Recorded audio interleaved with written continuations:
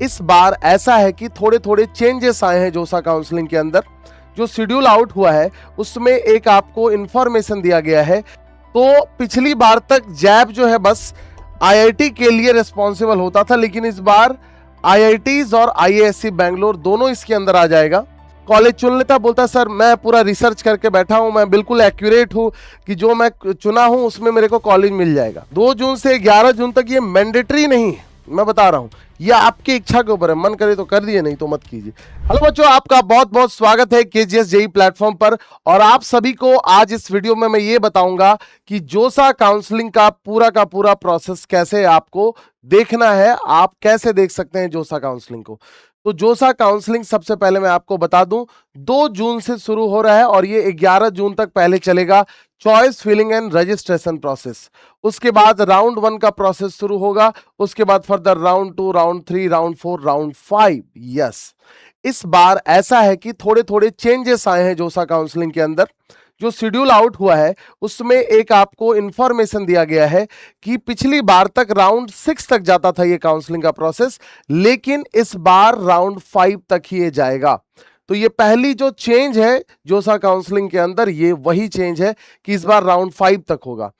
दूसरी बात जो बहुत इंपॉर्टेंट इंफॉर्मेशन है कि इस बार आईआईएससी बैंगलोर को भी ऐड किया गया है। मैं आपको चलिए ले चलता हूं इस पे, थोड़ा थोड़ा हम इस पर डिस्कस करेंगे और पूरा डिटेल से समझेंगे हम।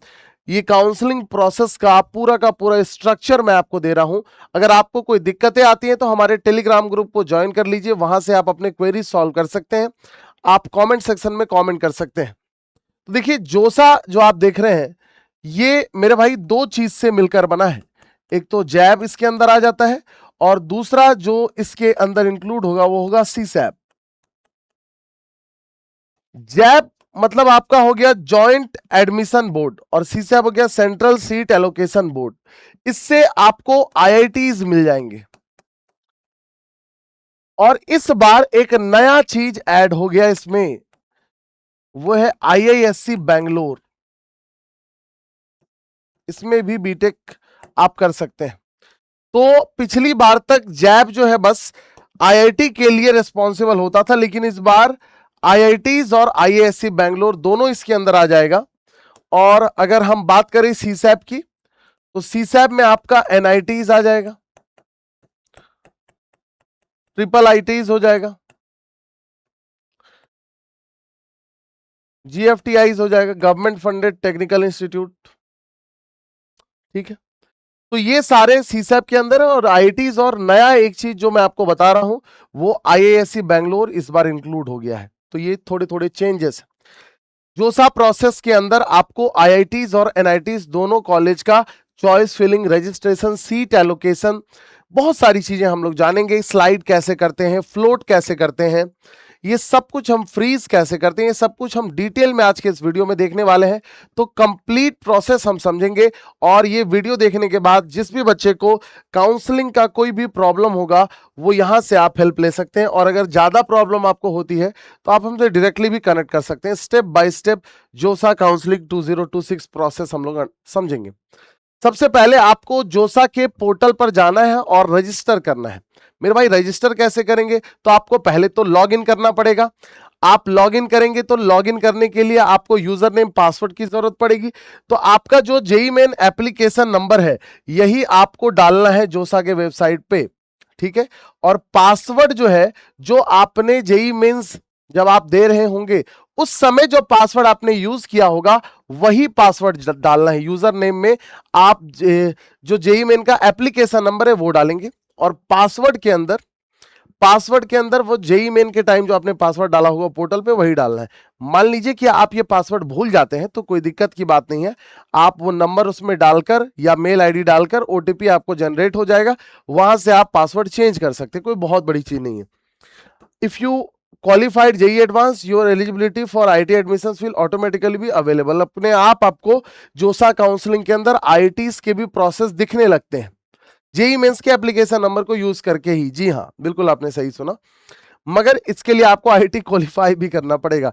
तो पहले तो बहुत सारे बच्चों ने आईआईटी किया है, केजे से भी बहुत बहुत सबको तो कॉन्ग्रेचुलेशंस, बहुत बहुत आपको आभार कि आपने मेहनत किया, आपने रिजल्ट लाया। बहुत जो है छोटे छोटे बच्चे यहाँ पर आते हैं, निम्न स्तरीय जो आप कह सकते हैं वो विपरीत परिस्थिति से निकलकर बच्चे आते हैं और यहाँ से आईआईटी जाते हैं, तो बहुत बड़ी बात है। बहुत ऐसे उदाहरण है हमारे पास। आइए देखें, अब सबसे पहले है चॉइस फिलिंग और ब्रांच चॉइसेस। ये जो करना है ये आपको मैं बता दूं, जून 2 से लेकर जून 11 शाम 5 बजे शुरू होगा और शाम 5 बजे ये खत्म हो जाएगा। इसमें आप पूरे 2 से 11 तक में आप दो चीज करेंगे, रजिस्ट्रेशन कर लेंगे, रजिस्ट्रेशन तो कर ही लीजिएगा, एंड फिर आप चॉइस फिलिंग स्टार्ट कर देंगे करना। अब आप सुनिएगा चॉइस फिलिंग आपको कैसे करना है। सबसे पहले तो ये समझ लीजिए कि जब आप 2 तारीख को शुरुआत करेंगे तो हो सकता है पोर्टल बहुत ही ज्यादा इंगेज रहेगा, बहुत ज्यादा बिजी रहेगा, तो उस कई बार क्या होता है क्रैश ही हो जाता है। 2-3 थोड़ा रहेगा इंगेज, तो आप कोशिश कीजिए 4 तारीख को आपको फ्री दिखेगा, 4-5 तारीख को थोड़ा फ्री दिखेगा, तो आप उस दिन जा सकते हैं चॉइस फिलिंग करने के लिए। ये प्रेफर्ड आपका मैं डेट बता रहा हूं, या आप मिडनाइट में कीजिए, रात के समय में करिए, उस समय भी आपको ट्रैफिक थोड़ा कम दिखेगा, तो चॉइस फिलिंग आप थोड़े आराम से कर पाएंगे, क्योंकि बार बार रिफ्रेश होता रहता है। ये बात आप याद रखिएगा। इसमें आपको इंस्टीट्यूट सेलेक्ट करना है और ब्रांच सेलेक्ट करना है। आप किस कॉलेज में जाना चाहते हैं, किस ब्रांच को चूज करना चाहते हैं, ये अपने प्रेफरेंस से ऑर्डर वाइज सेलेक्ट करेंगे, आप याद रखिएगा। अब आप सोचेंगे कि सर हमें कैसे पता चलेगा कि मेरे रैंक पर हमें कौन सा कॉलेज मिलेगा, तो आप एक काम कीजिएगा कि जेईई मेन 2025 के आखिरी राउंड का, राउंड 6 का एक बार आप लिस्ट निकालकर देखिएगा कि किस रैंक पर कौन सा कॉलेज मिल जा रहा था। ये आप चाहें तो जोसा के वेबसाइट पर जाकर आपको मिल जाएगा पिछले साल का ट्रैक रिकॉर्ड, वहां से आप इस चीज को ले सकते हैं बहुत आराम से। वहां से आपको एक प्रॉपर अंडरस्टैंडिंग मिलेगा, और आप टेंशन मत लीजिए, आप भरिए पहले। इसमें और भी प्रावधान है कि आप 2 तारीख से 11 तारीख में मॉक तरीके से, वो भी आपको मैं दिखाऊंगा कैसे आप चेंजेस भी ला सकते हैं, वो भी मैं बताऊंगा आपको। तो इस समय आप याद रखिएगा प्रियोरिटी फॉलो कीजिएगा एज पर योर रैंक, अपने रैंक के हिसाब से, पहली बात। दूसरी बात जो मैं बच्चों को बताना चाहता हूं, बहुत जरूरी चीज, कई बार क्या होता है ना, इसमें आप जितना ज्यादा भरिए उतना ज्यादा बेहतर है। कई बार क्या है, बच्चा 50 कॉलेज चुन लेता, बोलता सर मैं पूरा रिसर्च करके बैठा हूं, मैं बिल्कुल एक्यूरेट हूं कि जो मैं चुना हूं उसमें मेरे को कॉलेज मिल जाएगा। मगर दुखद ऐसा होता है कई बार कि जो चॉइस फिलिंग में वो डालते हैं कॉलेज, राउंड 1 के बाद पता चलता है उन्हें कॉलेज ही नहीं मिला है। हो सकता है आखिरी तक मिल जाएगा, लेकिन राउंड 1 राउंड 2 के बाद पता चलता है कॉलेज मिला ही नहीं। तो इतना ज्यादा भी आप सर्टेन मत होइएगा, इतना ही प्रोबेबिलिटी का गेम है पूरा, पीएनसी बहुत ज्यादा लगता है इसमें। तो आप याद रखिएगा, fill as much as you can,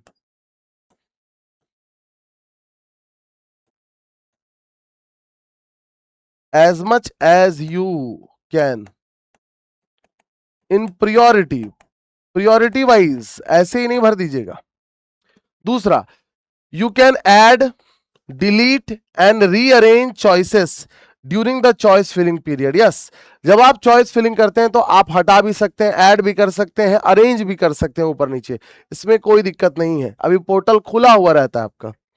This is one of the most important stages because seat allotment depends heavily on your preference order, जो मैं कह रहा था। इसमें मैं आपको एक बहुत जरूरी बात कहना चाहूंगा, इसमें एक प्रोसेस आता है सेव का, आपको दिखेगा पोर्टल पे। चॉइस फिलिंग के बाद सेव करना होगा आपको अपने चॉइसेस को और लॉक करना होगा। तो मैं आपको कहूंगा आप लॉक मत कीजिए हड़बड़ा के, ये नहीं कि 4 तारीख को आपने भरा और 4 को ही आप लॉक कर लीजिए, ये मत कीजिएगा। आप सेव करते चले जाइएगा। मान लीजिए कोई बच्चा सेव करने के बाद लॉक करना ही भूल गया, ये भी हो सकता है, तो आप चिंता मत कीजिए, वो अपने आप 11 तारीख को जब पोर्टल क्लोज होगा चॉइस फिलिंग रजिस्ट्रेशन का, अपने आप वो बंद हो जाएगा, वो सेव से सीधा लॉक कंफर्म हो जाएगा। अब कई बार क्या होता है, कुछ सारे बच्चे जो हैं गलती से लॉक कर देते हैं, उनको पता नहीं चलता है, सेव करने जाते हैं और गलती से उनसे लॉक हो जाता है। तो मेरे भाई आपको मैं ये बता दूं कि गलती से अगर लॉक हो गया है तो जेई मेन का जो ये जोसा का काउंसलिंग का प्रोसेस है, बहुत स्ट्रक्चर्ड प्रोसेस है। इसमें एक नया प्रावधान लाया गया है कि आप मोबाइल नंबर ओटीपी के जरिए आप जो लॉक्ड आपका था उसको आप अनलॉक भी कर सकते हैं। ये भी प्रावधान है। बच्चे पूछते हैं कई बार, ये मैक्सिमम बच्चे गलती ऐसा करते हैं, तो इसका ख्याल रखिएगा। सेव जरूर कर लीजिएगा। सेव नहीं करिएगा तो क्या होगा कि मान लीजिए आपने बहुत मेहनत करके आपने अरेंज किया और रिफ्रेश हुआ, सब कुछ उड़ जाएगा, गड़बड़ हो जाएगा। दूसरी बात, मैं जो बोल रहा हूं 4 तारीख को आप शुरू कीजिएगा प्रोसेस, इसलिए बोल रहा हूं क्योंकि पहले 2 दिन आप थोड़ा लोगों से बात कीजिए, सीनियर से बात कीजिए, कुछ काउंसलिंग एक्सपर्ट से बात कीजिए, हमसे भी बात कर सकते हैं। उसके अकॉर्डिंग आप पहले ये डिसाइड कर लीजिए कि कौन कौन कॉलेज आपको प्रेफरेंस में ऐड करना चाहिए। उसको एक कॉपी में, एक पेज में आप लिख लीजिए, उसके बाद 4 तारीख को ये काम कीजिएगा, ठीक है। अब कई बच्चे क्या करते हैं ना, यहीं पर वो अपना डॉक्यूमेंट भी अपलोड कर देते हैं, कर सकते हैं। फी भी, PSAF जो बोलते हैं, जो सीट एलोकेशन फी होता है, वो भी, दोनों चीज भी कर सकते हैं। तो ये जरूरी नहीं है यहां पर करना।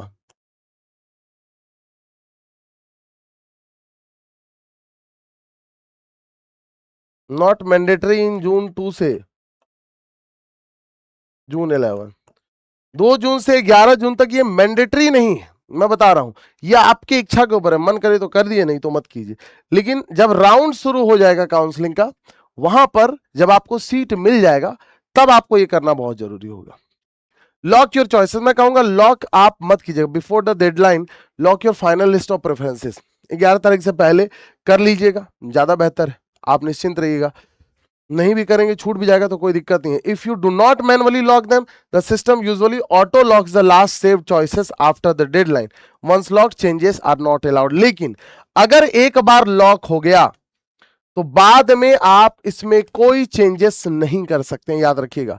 मान लीजिए 4 तारीख को आपने चॉइस फिलिंग किया, सेव किया और साथ ही साथ लॉक ही कर दिया, फिर गड़बड़ हो जाएगा। अनलॉक कर सकते हैं अगर डेडलाइन आपके पास है तो। लेकिन 11 तारीख को आप चाहेंगे 5 बजे के बाद कि नहीं नहीं नहीं नहीं, हमने गलत कर दिया, हमने लॉक कर दिया, अब हमको चेंज करना है, तो फिर नहीं होगा। चेक मॉक सीट अलॉटमेंट, ये बहुत ही इंपॉर्टेंट है।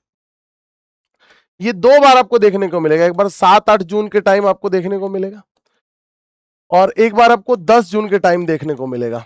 ये क्या होता है, जैसे भारत में और भी बच्चे सीट अलॉटमेंट का प्रोसेस में पार्टिसिपेट कर रहे होंगे, चॉइस फिलिंग कर रहे होंगे, आप भी चॉइस फिलिंग में पार्टिसिपेट करें, you are also involve in the choice filling. तो क्या होगा, जोसा के पोर्टल पे आपको ये देखने को मिलेगा। मान लीजिए आपने रैंडमली कॉलेज सेलेक्ट कर लिया, बिना कोई रिसर्च किए, बिना पिछले साल का आप रैंक देखे, बिना रैंडमली आपने कॉलेज सेलेक्ट कर दिया, तो वहां पोर्टल पे आपको साफ साफ ये दिखने लगेगा, झलक जाएगा कि आपका जो चॉइस फिलिंग है वो इनएक्यूरेट है। तो आपको अपने आप पता चल जाएगा कि मुझे थोड़ा एक्यूरेट करना पड़ेगा। जो mock allocation, mock seat allotment आता है ना 10 जून को जोसा की तरफ से, उसको देखकर लगभग वही रहता है जो प्रायोरिटी होना चाहिए। तो ये बड़ा इंपॉर्टेंट, इसको एक बार देख लीजिएगा जो आएगा जोसा की तरफ से मॉक सीट अलॉटमेंट का, इससे आप इसको भी देख लीजिएगा, इसको भी, लेकिन ये वाला ज्यादा कंफर्म होगा, इससे ही इधर उधर डेविएट करता है थोड़ा बहुत जो आपको मिलने वाला है कॉलेज। जोसा typically releases mock allotment rounds before the actual allotment rounds. These are trial allocations that help you estimate which seat you may get based on your current choices and rank, जो मैं बोल रहा हूं। You can modify your preference order after viewing the mock result. mock result में आप modification भी कर सकते हैं। आपको लगे नहीं नहीं नहीं, मेरा प्रोबेबिलिटी मेरा जो पीएनसी होगा, अरेंजमेंट होगा, वो ज्यादा एक्यूरेट होगा, तो यू कैन चेंज दैट, आपको कोई दिक्कत नहीं होगी उसमें। सीट अलॉटमेंट राउंड, अब समझिएगा, जोसा conducts multiple rounds, usually 6 rounds है, लेकिन इस बार ऐसा नहीं है। इस बार सिर्फ और सिर्फ 5 राउंड्स आपको मिलेंगे। तो आप एक चीज समझिए, 5 राउंड्स है तो कट ऑफ इस बार हाई होगा, ये आप समझ लीजिए। कट ऑफ इस बार कम नहीं होगा, कट ऑफ इस बार हाई होगा, क्योंकि आपको एक राउंड कम हो गया है। कंपटीशन दिनों दिन बढ़ता जा रहा है। The allotment is based on your JEE rank, category, seat availability, order of preference filled by you. After each round, you can see whether a seat has been allotted. अब जैसे क्या होगा, जून 13 से जून 26 इसमें आपका राउंड 1 स्टार्ट हो जाएगा। Round 1 में आपको करना क्या है कि पहले आप सारा, कोई बच्चा मान लीजिए जोसा में पार्टिसिपेट करना चाहता है तो पहले वो 2 से रजिस्ट्रेशन में प्रोसेस में पार्टिसिपेट कर ले। उसके बाद वो चाहे कि नहीं, बस हम देख लेते हैं हमको कैसा कॉलेज मिलेगा। मान लीजिए उसको लगे कि मुझे कॉलेज मिलता है ना, मैं देखता हूं राउंड 1 में। मान लो उसने राउंड 1 में देखा, उसे कोई कॉलेज नहीं मिला, तो वहां से वो एग्जिट करके निकल सकता है, कोई दिक्कत नहीं, उसको पैसे नहीं लगेंगे। लेकिन मान लो आपने चॉइस फिलिंग किया और राउंड 1 में तुम्हें एक कॉलेज मिल गया, मान लो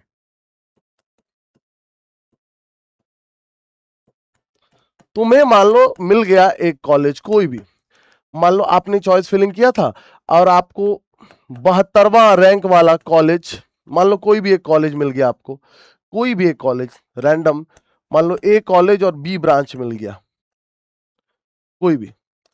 अब आपको जैसे ही एक कॉलेज मिल रहा है, अगर यहां पर आप इसे नहीं बुक करेंगे, इस सीट को, फी पेमेंट अगर आप नहीं करेंगे, तो आप ऑटोमेटिकली जोसा काउंसलिंग से बाहर हो जाएंगे। जोसा ये समझेगा कि शायद आप काउंसलिंग के प्रोसेस में इंटरेस्टेड ही नहीं है, आपको सीधा बाहर का रास्ता दिखा दिया जाएगा। तो मेरे भाई, आप इस बात का विशेष ख्याल रखिएगा कि अगर आपको कोई एक कॉलेज मिल रहा है तो आपको उसे चाहे अनचाहे, अगर आपको मन हो या मन नहीं हो, आपको उस समय के लिए, बाद में आप चेंजेस कर सकते हैं राउंड 2, राउंड 3, राउंड 4, राउंड 5 में, मगर at for that particular moment, उस वक्त के लिए अगर आप चाहते हैं आगे के राउंड्स में अपने आप को देखना, आगे के राउंड्स में पार्टिसिपेट करना, तो वहां पर आपको सीट बुक करना पड़ेगा। मान लीजिए कि आपने चॉइस फिलिंग किया था, राउंड 1 में आपको कोई कॉलेज नहीं मिला, तो कोई दिक्कत नहीं, फिर आपको फी नहीं देना है। राउंड 2 में आपको कॉलेज मिल गया, जहां आपको कॉलेज अलॉट हो रहा है, कोई भी कॉलेज, वहां पर आपको SAF, सीट अलॉटमेंट फी देना पड़ेगा। वहां पर आपको डॉक्यूमेंट अपलोड करना पड़ेगा। ये 2 काम वहां पर आपको करना ही पड़ेगा अगर आप फर्दर चाहते हैं बचे हुए राउंड्स में पार्टिसिपेट करना। अब है चूज फ्रीज, फ्लोट और स्लाइड। समझिएगा इसको। मान लो तुम्हें एक कॉलेज मिल गया, वही मैंने बोला 72th रैंक वाला कॉलेज मिल रहा है आपको, ए कॉलेज जिसका बी ब्रांच है, मान लो ये ब्रांच है और ये कॉलेज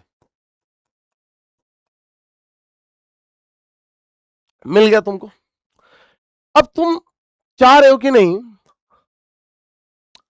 हमने मिल तो गया राउंड 1 में कॉलेज, मान लो राउंड 1 में कॉलेज मिल गया, राउंड 2 में, राउंड 3 में, लेकिन हम आगे के राउंड के लिए इंटरेस्टेड हैं, देखना चाहते हैं, तो अब आप क्या कर सकते हैं, इसमें अगर आप चाहें तो अपने लिस्ट में आप ऊपर नीचे से शिफ्ट भी कर सकते हैं। मान लीजिए आपको एक कॉलेज मिल रहा है NIT त्रिची, मान लो NIT त्रिची का आपको मेटलर्जी मिल गया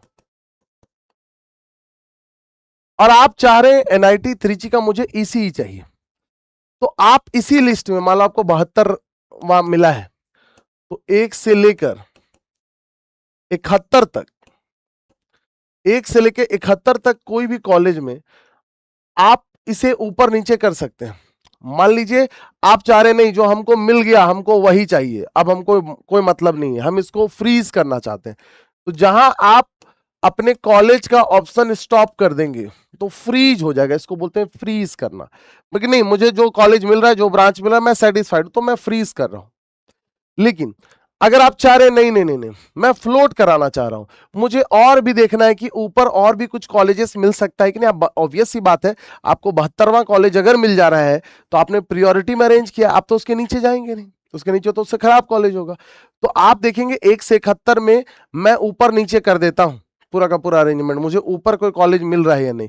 तो अगर आप ऊपर कॉलेज की ओर ढूंढ रहे हैं, ऊपर कॉलेज चूज कर रहे हैं, उसको बोलते हैं फ्लोट करना। अब एक आता है मेरे भाई स्लाइड करना। स्लाइड मतलब समझिए, इसमें कॉलेज सेम रहेगा,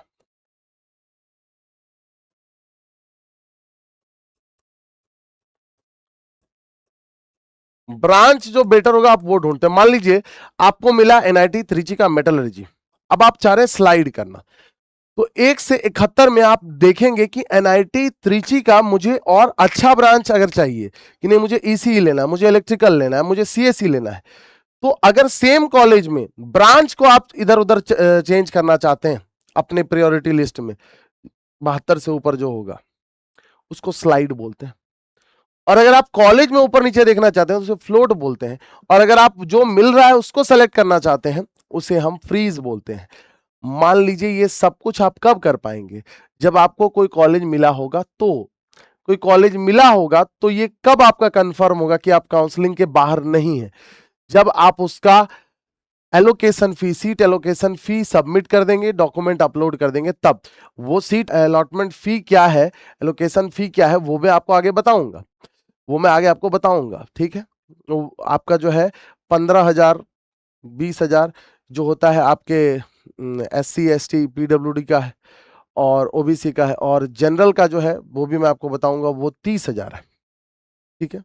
if you receive a seat you must choose one of the following options, freeze, float, slide मैंने बता दिया आपको।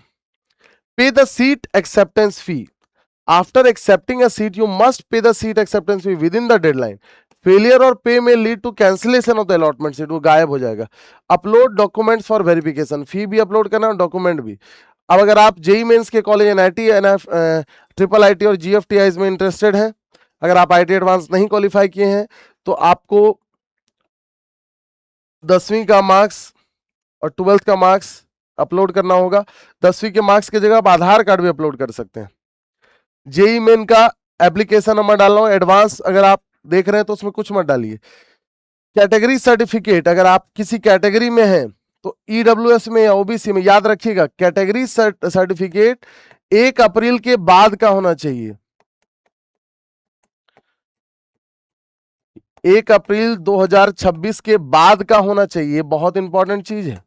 मान लो आप ईडब्ल्यूएस कैटेगरी में और आप पहले का बना हुआ आपका ईडब्ल्यूएस सर्टिफिकेट है तो उसका कोई वैलिडेशन नहीं रहेगा। मान लीजिए पहले का और बाद में आपका बन नहीं रहा है 1 अप्रैल के बाद, तो आपको एक रिक्वेस्ट लिखना पड़ेगा जोसा को कि प्लीज मुझे जनरल में कंसीडर कर लीजिए।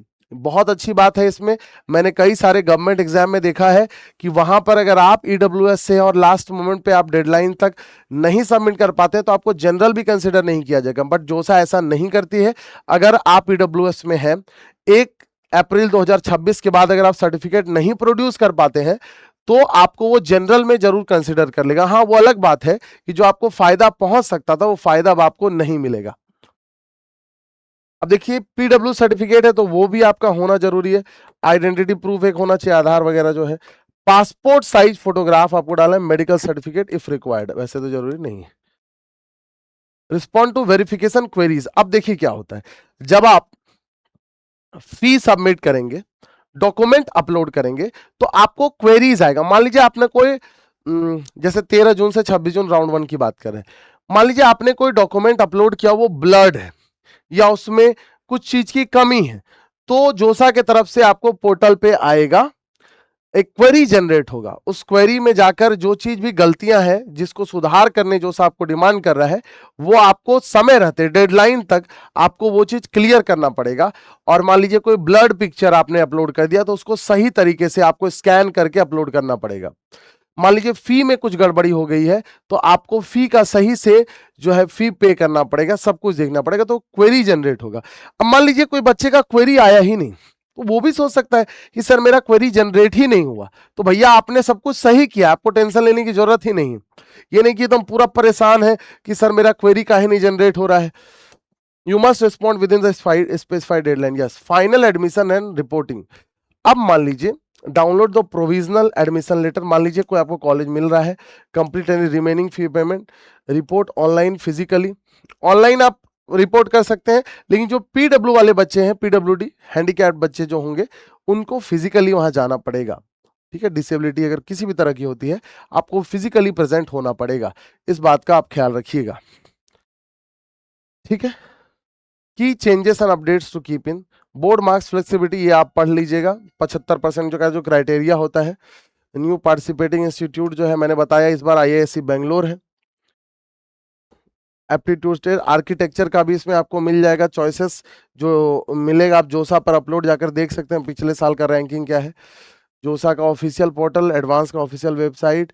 स्ट्रिक्ट पीडब्ल्यू फिजिकल वेरिफिकेशन बहुत जरूरी है, ये आपको मैं बता चुका हूं। अगर कुछ भी इसमें पाई जाएगी त्रुटि तो कैंसिल हो जाएगा आपका पूरा का पूरा प्रोसेस। कैटेगरी सर्टिफिकेट आपका 1 अप्रैल के बाद का होना चाहिए, याद रखिएगा। तो ये सारी बातें हैं। अब फी कितना है ये जानना जरूरी है। तो फी देखिए,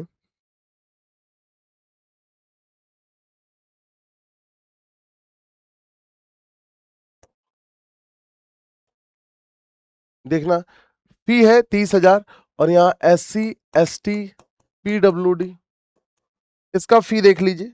ये फी कितना है ये मैं आपको थोड़ा बता देता हूं, थोड़ा थोड़ा क्या फी का मामला है ये आपको अच्छे से जानना। 15,000 इसमें जनरल EWS OBC NCL ये तीनों आ जाएगा। और फी आपका जो है वो 30K है। और यहां SC ST सारे कैटेगरी PWD SC PWD जितने भी हैं एंड अदर्स उसका 15,000 है। ठीक है, इसमें 5K और आपको देना होगा जो ये जोसा का काउंसलिंग फी है। ठीक, ये जोसा का काउंसलिंग फी है, इसमें भी आप 5,000 जोड़ेंगे तो ओवरऑल 20K है। यहां भी ओवरऑल 35K है। अब इसमें एक इंटरेस्टिंग बात समझिए, इसमें से 30,000 में अगर कॉलेज मिल जाता है तो 28,000 कॉलेज को चला जाता है, 2,000 इसमें जोसा के पास रहेगा। ठीक है, सिमिलरली यहां भी 2,000 जोसा के पास, 13K आपका कॉलेज को चला जाएगा। तो याद रखिएगा एक जनरल कैटेगरी ओबीसी वाले के लिए 7K आपका कटेगा, डिडक्ट हो जाएगा। ये वाला ये आपको रिटर्न नहीं होगा, नॉन रिफंडेबल है। और 2,000 ये भी रिफंड नहीं होगा। बाद बाकी आपको सारा का सारा पैसा रिफंड हो जाएगा। यहां भी आपका 5,000 रह जाएगा, वो ले लिया जाएगा। बाद बाकी सारा का सारा रिफंड हो जाएगा। इस बात का आप याद रखिएगा, पोर्टल में यही बोला जाता है कि self acceptance fee is not refundable once paid on valid withdrawal, refund after deducting 7,000। If seat cancellation due to ineligibility, document discrepancy, fee refund after deducting ₹5,000। ठीक है, बाद बाकी कोई दिक्कत होगी तो 5,000 काटकर सारा का सारा दे दिया जाएगा। लेकिन अगर आप प्रोसेस में आ गए हैं तो 7,000 कटेगा। ठीक है, इस बात का ख्याल रखिएगा। अगर आपको कोई भी दिक्कत होती है तो हमारे टेलीग्राम ग्रुप को जरूर ज्वाइन कर लीजिए। अगर आपको और भी ऐसे वीडियोस चाहिए, और भी इंफॉर्मेशन चाहिए, हमारी किसी भी तरह की हेल्प चाहिए तो हमारे कमेंट सेक्शन में आप जरूर से जरूर लिखकर बताइएगा। Thank you and all the very best.